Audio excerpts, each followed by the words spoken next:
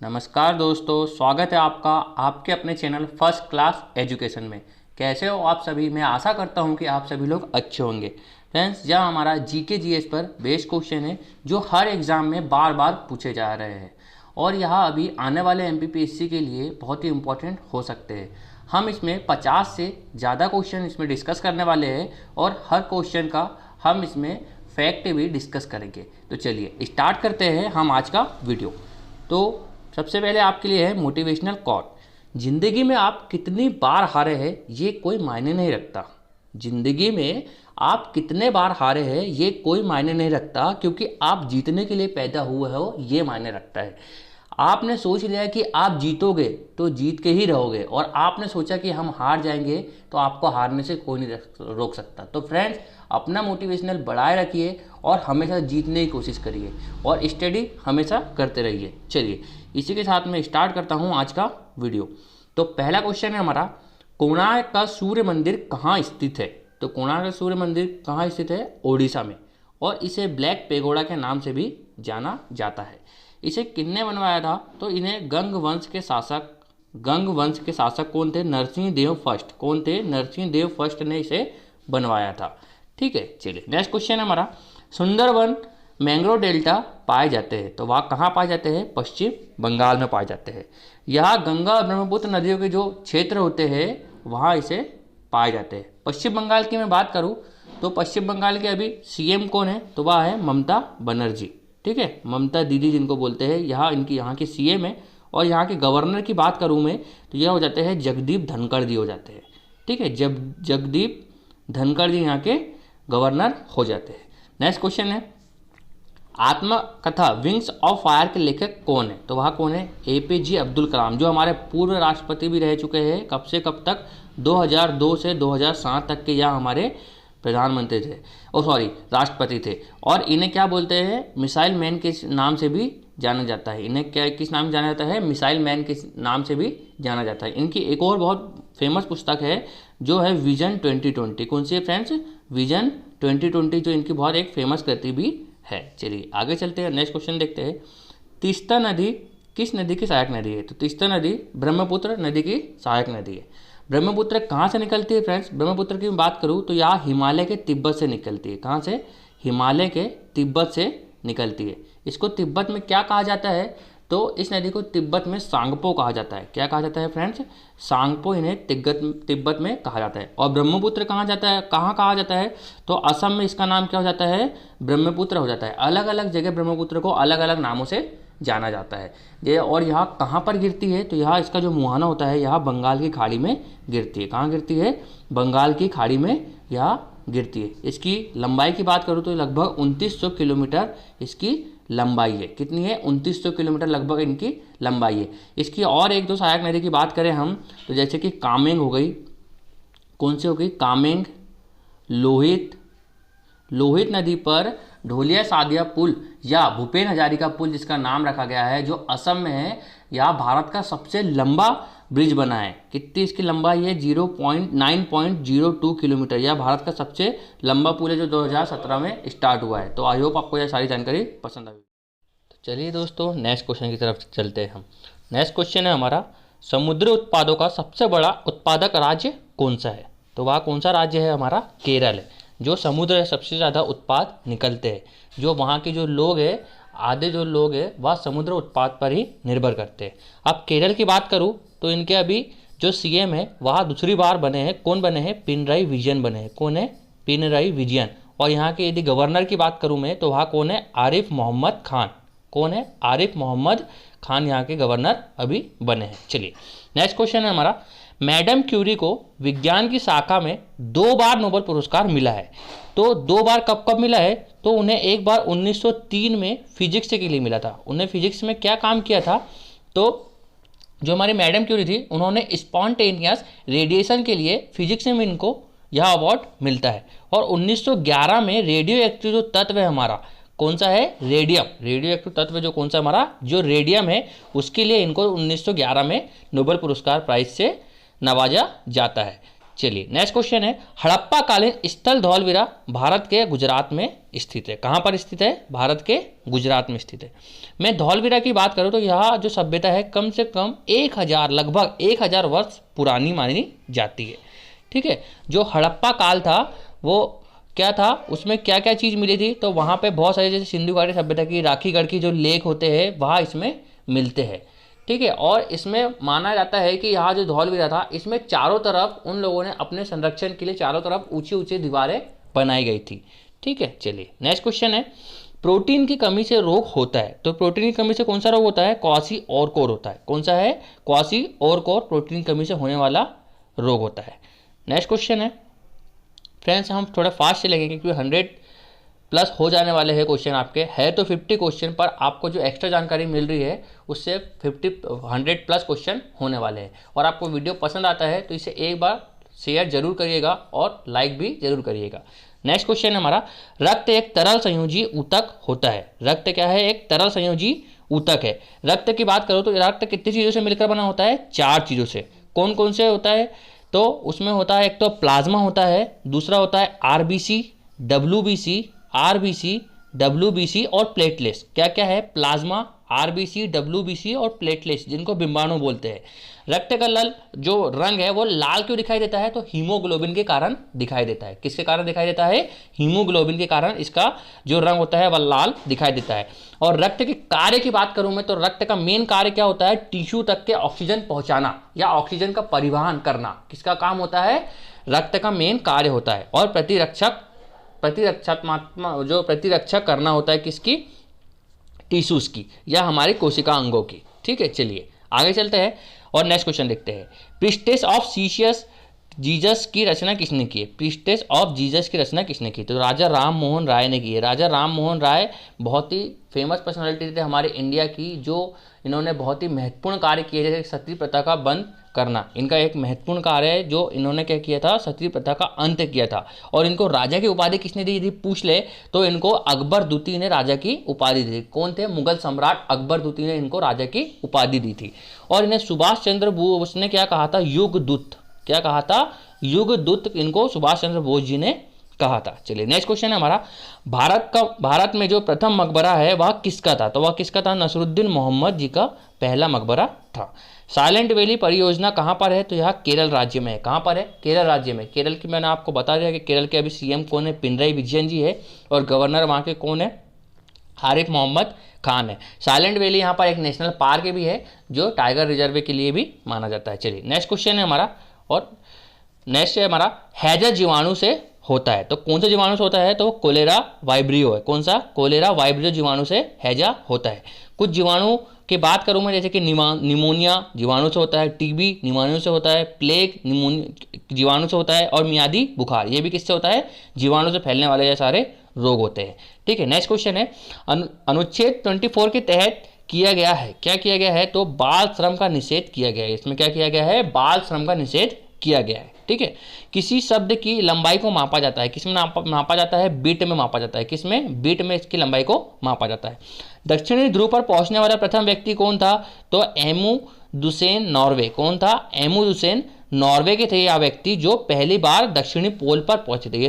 ये हो गया साउथ पोल और ये हो गया नॉर्थ पोल। ठीक है, यहाँ पर पहुंचने वाला पहला व्यक्ति कौन था? एमुंडसेन नॉर्वे के थे वह व्यक्ति। ठीक है, चलिए नेक्स्ट क्वेश्चन है हमारा, भारत में किस राज्य में सबसे बड़ा रेल नेटवर्क है? तो वहाँ कहाँ पर है? उत्तर प्रदेश में। कहाँ पर है फ्रेंड्स? उत्तर प्रदेश है।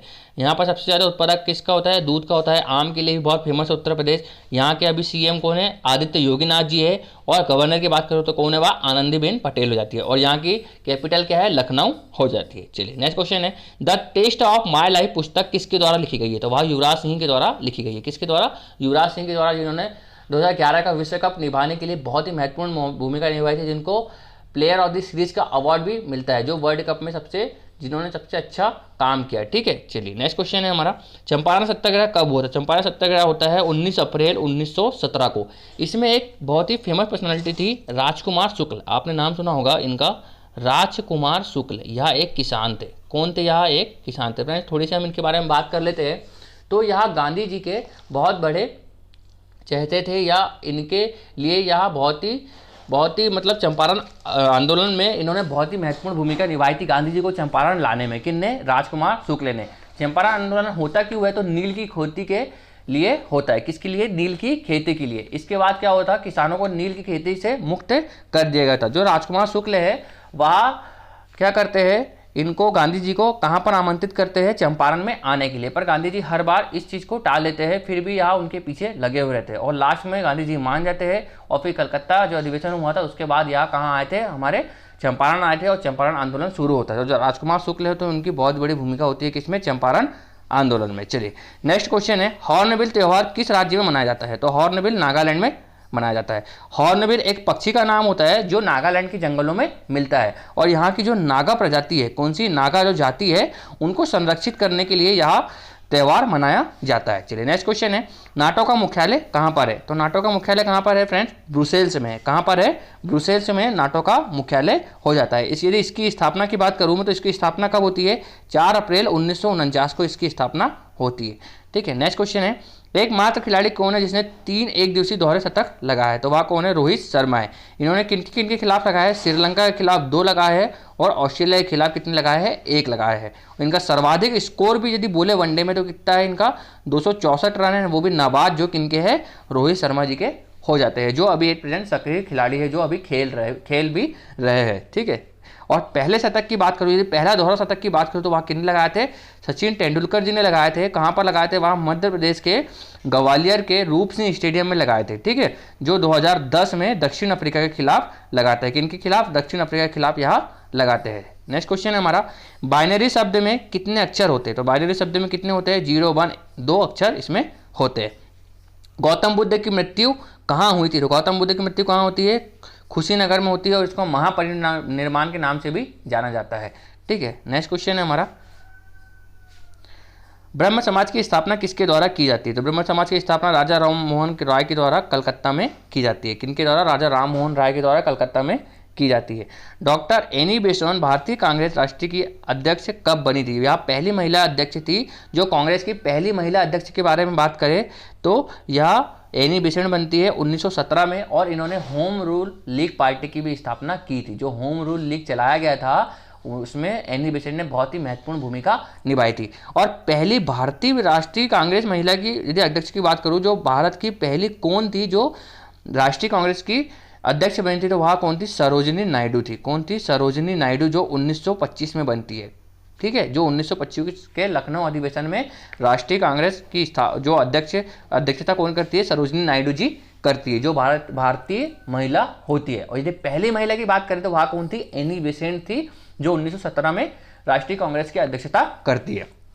नेक्स्ट क्वेश्चन है हमारा, भारत में जल विद्युत परियोजना कौन सी थी? सबसे पहली जल विद्युत परियोजना कौन सी थी? तो वह कर्नाटक शिव समुद्रम में थी।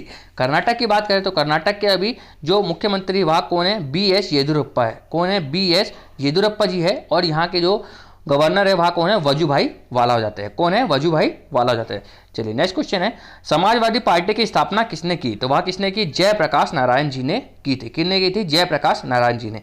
अब मैं इनकी बात करूँ तो यह बहुत ही फेमस पर्सनालिटी है। यहाँ 1998 में इनको मरणोपरांत क्या मिलता है? भारत का सर्वोच्च पुरस्कार भारत रत्न मिलता है। क्या मिलता है? भारत रत्न इनको दिया जाता है। और इन्हें संपूर्ण क्रांति, क्या है? संपूर्ण क्रांति नामक आंदोलन की स्थापना किसने की थी? इन्होंने ही की थी, जयप्रकाश नारायण जी ने। इन्हीं के नाम पर पटना का जो वो है हवाई अड्डा इन्हीं के नाम पर रखा गया है। और इनको क्या बोला जाता है? लोक नायक भी बोला जाता है। इनको लोक नायक भी कहा जाता है जयप्रकाश नारायण जी को। चलिए नेक्स्ट क्वेश्चन है हमारा, 73वां संविधान संशोधन तथा अनुच्छेद 243 से क्या संबंधित है? तो वह क्या संबंधित है? हमारी पंचायत है। क्या है फ्रेंड्स? पंचायत राज्य। ठीक है, महलवाड़ी व्यवस्था का प्रस्ताव 1819 में लाई गई थी। वह किसने लाई थी? वह किसने लाई थी? H मैकेंजी ने लाई थी। किसने लाई थी?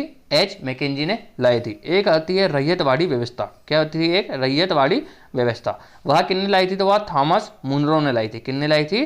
थॉमस मुनरो ने लाई थी। चलिए नेक्स्ट क्वेश्चन है, मंदक के रूप में प्रयुक्त किया जाता है। तो वह किया जाता है D2O, जो भारी जल इसको बोलते हैं हम। क्या बोलते हैं इसको? भारी जल भी हम इसी को बोलते हैं।